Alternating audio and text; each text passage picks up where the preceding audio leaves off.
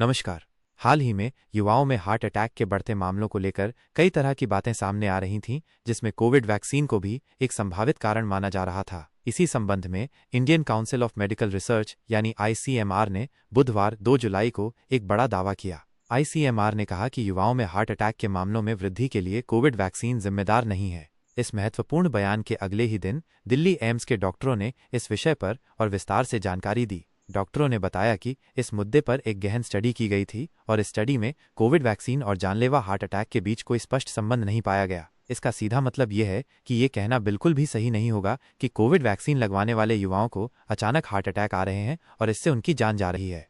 Vaccine ने बचाई लोगों की जान। डॉक्टर करण मदान, दिल्ली एम्स के पल्मोनरी, क्रिटिकल केयर और स्लीप मेडिसिन विभाग के एसोसिएट प्रोफेसर डॉक्टर करण मदान ने इस विषय पर और प्रकाश डाला। उन्होंने बताया कि अब तक कोविड-19 के जितने भी वैक्सीन इस्तेमाल किए गए हैं, उनकी समीक्षा के लिए अचानक आने वाले कार्डियक अरेस्ट पर एक विशेष स्टडी की गई थी। इस स्टडी का मुख्य उद्देश्य हार्ट अटैक के कारण अचानक होने वाली मौतों और कोविड वैक्सीन के बीच किसी भी संभावित संबंध का पता लगाना था, लेकिन अध्ययन में ऐसा कोई स्पष्ट संबंध नहीं मिला।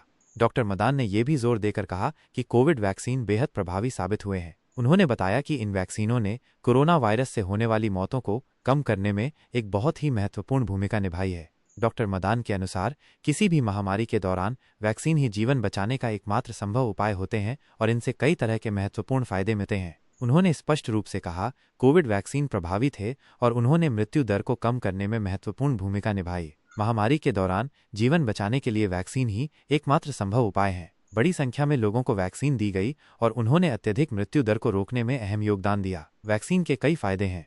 विश्व स्वास्थ्य संगठन और वैक्सीन की प्रभावकारिता। Doctor Sanjay Rai, centre for community medicine के प्रोफेसर डॉक्टर संजय राय ने वैक्सीन के वैश्विक परिप्रेक्ष्य पर बात की। उन्होंने बताया कि कोविशील्ड वैक्सीन की प्रभावकारिता 62.1% थी। डॉक्टर राय ने जानकारी दी कि अब तक कुल 37 वैक्सीन को मंजूरी दी जा चुकी है। विश्व स्वास्थ्य संगठन यानी WHO ने लगभग 12 वैक्सीन को मंजूरी दी है और इनमें से अधिकांश वैक्सीन अलग अलग तकनीकों पर आधारित हैं।